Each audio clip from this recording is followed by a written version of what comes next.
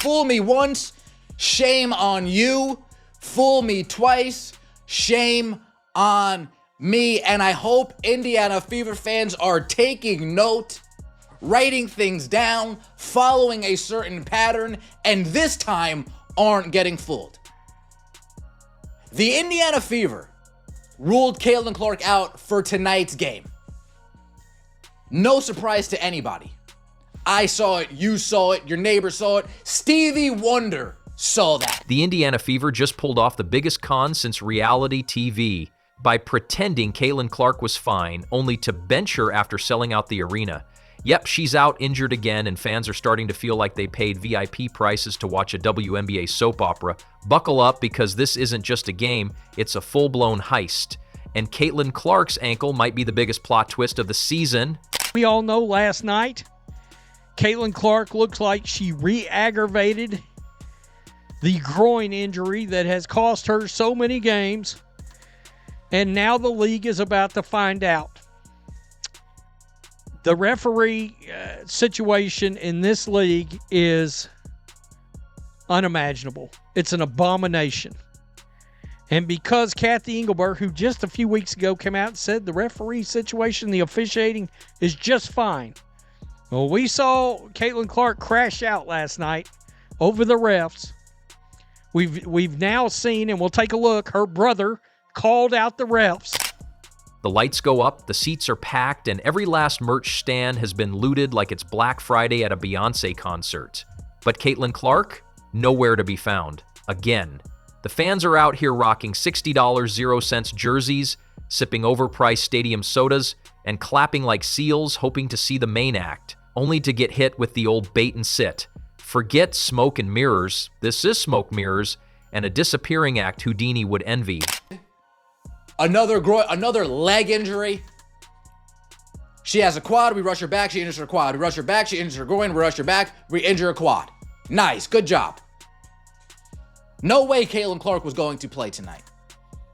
But the Indiana Fever, they decided to lie again about Caitlin Clark's status. Again. To milk the fans dry for as much as they possibly can. Again. You'd think we were at a magic show, the way Caitlin keeps vanishing from the lineup at the exact moment the concession sales peak. 1 minute she's fine, healthy, game time decision, and the next, boom, precautionary rest, or some vague excuse cooked up in the back office like it's part of a weekly special. Nothing says transparency like announcing her absence after the fans have scanned their tickets, bought the foam fingers, and sat through an opening act that feels more like punishment than pre-game entertainment. We got secret meetings going on, y'all.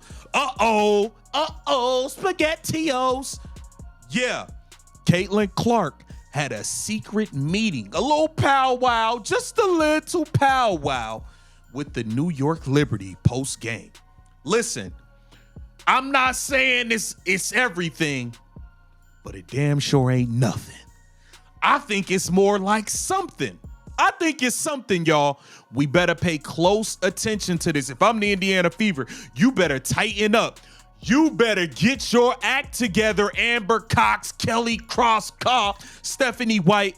Caitlin Clark might be on her way out. At this point, it's not basketball, it's marketing theater. The kind where the posters lie, the program's misleading, and the plot twist is always, you got played. It seems borderline criminal not to tell the paying customers the truth about an injured player. It's like showing up for Hamilton and finding out the cast has been replaced by sock puppets. But hey, they say, you already paid, so enjoy the vibes. We have watched Caitlin Clark get the ever-loving crap kicked out of her for, let me look it down here, looks like about 15 months now, 16 months. And they are about to find out, because I can only imagine how many people now won't tune in to the three-point contest, that won't tune in to the All-Star game. And it's going to be because of what people feel like has been allowed to happen. The Fever aren't just lying by omission, they're gaslighting their own fan base. The PR team must be running on a spin cycle so fast it could power half of Indianapolis. And while the fans chant for Caitlin, The franchise nods politely, counts the ticket sales, and pretends nothing's wrong, all while their star player limps around like someone trying to walk off a sprained sole.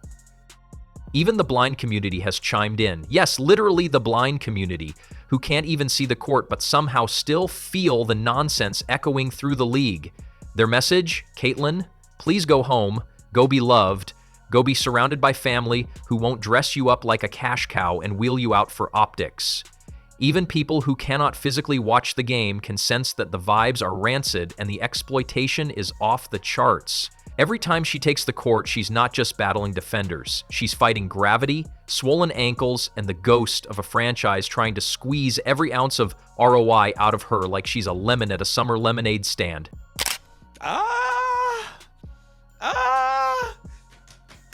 Check your pockets. Make sure, hey, they will take your lunch money. I got 100 guns, 100 clips.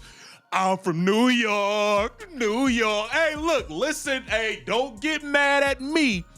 Indiana Fever, don't get mad at me. I came to the Fever with Caitlin. If Caitlin get snatched by the New York Liberty, I'm from New York, New York. Ho, H to the OV. I'm going to the New York Liberty if they get Caitlin Clark. The Fever's injury report might as well be written in invisible ink. One day she's available, and the next she's apparently being held together with medical tape and positive thinking. If there were an Olympic event for evading accountability, the Indiana front office would sweep gold, silver, and bronze, while still denying that Clark's injury is a big deal. And don't even get us started on the fans. These people are booking flights, taking time off work, dragging their kids across state lines with Clark 22 face paint, and shelling out enough money to fund a small village just to catch a glimpse of their hero. But instead, they're watching role players fumble layups while the coaching staff avoids eye contact like guilty teenagers hiding a broken vase. It's not just bad optics, it's a full-blown ethics seminar. At what point does it cross the line from sports strategy to emotional pickpocketing? Because right now, it feels like the Fever are robbing fans blind and calling it load management. The only thing being managed is expectations. Straight into the dirt. Meanwhile, Clark herself looks like she needs a hug, a nap, and anyone, willing to tell her that it's okay to not be the superhero every night. She's not a machine, she's a human being with bones, ligaments, and the right to say, no, I'm actually not okay. The woman has been clocking minutes like she's being paid in time instead of dollars. She walks down to the end of the court. You can tell that she's in pain. You can tell that there's something wrong. She goes to the, what's it called, like stanchion or whatever, the thing that holds up the basketball hoop on the other end. She hits her head on it. She is fighting back tears and she walks straight over to the bench. Now, when she goes over to the bench, she starts crying. And I've honestly never seen Caitlin Clark cry on the court except when she lost the national championship game. She keeps it together no matter what is happening. And still, they roll her out like she's on a dealership showroom floor, acting like there's nothing to see here. Except there is something to see here. There's the reality that this league has finally found a golden goose, and instead of protecting her, they're trying to fry it up and sell it by the drumstick. Caitlin Clark is one twisted ankle away from becoming a cautionary tale, and you can practically hear her knees whispering, "Girl, we're tired." But sure, let's keep pretending she's just day-to-day while the fans, media, and now even disability advocacy groups call out the obvious. You can't tell people she's good to go and then tuck her behind a bench like an iPhone prototype at a tech launch. It's embarrassing. And through it all, the message remains. Milk every cent. Forget wellness, forget transparency, forget fan trust. Just keep spinning the wheel and hope nobody notices that the star attraction is currently held together by tape and tension. The funny part? The fans do notice. They may not have press passes or front access, but they've got eyes, ears, and the unmatched ability to sniff out nonsense. And this is grade A nonsense. It's not a sports story anymore. It's a sitcom with bad writing and worse management. The only thing missing is a laugh track every time the team announces, "She's feeling great." So go ahead, Indiana. Keep dancing around the facts. Keep treating the fan base like toddlers with short attention spans. But don't act shocked when the trust collapses, the jerseys collect dust, and your prized rookie starts looking at exit signs instead of playbooks. Because while you were watching all those feel-good State Farm commercials and smiling like everything's peachy, the universe had other plans. And apparently, so did Caitlin Clark's groin. Not the left groin, oh no, that was last week's tragedy. We're talking right groin now. A whole new zip code of pain. The kind of pain that says, congrats, you've unlocked a fresh injury tier. This one comes with a limping animation and a free ice pack. Look at this one possession.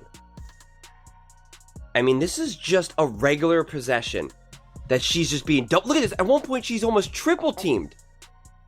I mean, the physicality, the level of defense that they play on this girl, and then the fact that she just never gets the calls. I mean, look where she gets picked up. How is that not a foul? How is that not a foul? It's unbelievable. We're going to zoom in as best as we can. First off, look at where she's picked up. You know things are spiraling when we've gone from left quad to left groin to now right groin like it's a twisted anatomy-themed relay race. At this point, Caitlin's body isn't recovering, it's playing musical chairs with injury locations. Every time one part gets a breather, another part screams, "Tag, I'm it!" And no one on that training staff seems alarmed that her limbs are basically filing workers' comp claims one by one. This isn't just a strain, it's a roadmap of disaster. First, the quad tightens up, so she adjusts her stride. That leads to the groin compensating. Keep pretending that everything's cute and quirky while this girl's lower half is unraveling like a Dollar Tree yoga mat. It's getting to the point where every game feels like a countdown to which body part gives up next. Right calf? Left hamstring? Spine decides to take a day off? The possibilities are endless in this WNBA-sponsored episode of Body Parts Gone Rogue. It's so frustrating what they allow to happen to Caitlin Clark. I mean, this is cumulative. This is going to keep happening.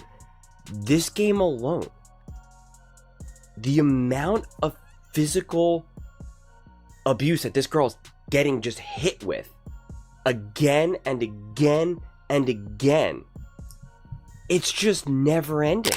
And can we talk about the absurdity of the messaging? Minor issue, they say, just precautionary. Meanwhile, Caitlin's muscles are in open rebellion, forming a union and drafting demands, rest, recovery, ice baths that aren't just Instagram props. But the Fever's strategy seems to be pretend it's a paper cut until her leg actually falls off. And when it does, hey, at least the ticket sales were solid. It's almost impressive the way they dance around facts. Like, yes, technically she's active, in the same way a fire alarm is active during a house fire. You don't have to be a sports medicine expert to notice that Caitlin's gait now looks like she's auditioning for a pirate role.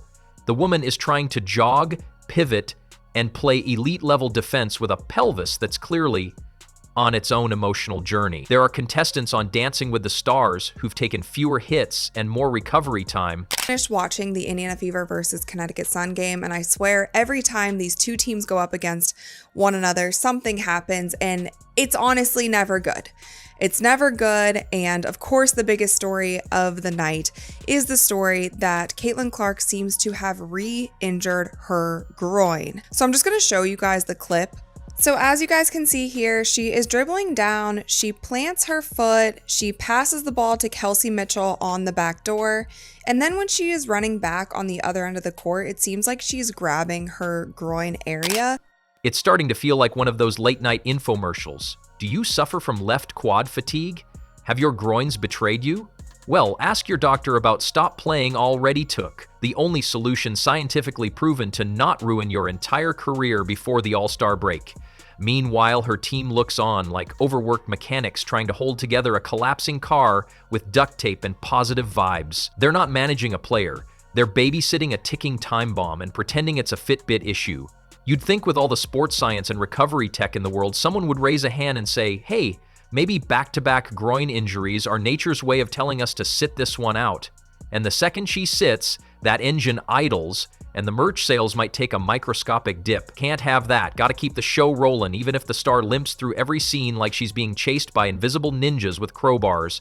That was an ugly game. That was a very ugly game. But what did you expect? The second night of a back-to-back, Caitlin Clark's not playing. Caitlin Clark's the entire motor of this team. Did you think they were going to beat the New York Liberty? I didn't expect them to win that game. Now, there have been times where I've went into games where I've expected the Indiana Fever to lose, and they've won. Like the Lynx game, when the Indiana Fever came out and beat them with no Caitlin Clark for the Commissioner's Cup. I was surprised. I didn't think it was going to happen. It happened. Shout out to the Fever. But this is what you should have expected. You should have expected them to get whooped, and that was a disgusting game. It was not fun to watch. By the third quarter in the live watch party, y'all, we were talking about random stuff, y'all. We were talking about IHOP. We were talking about hair. We were talking about all different kinds of things because the game was not enjoyable.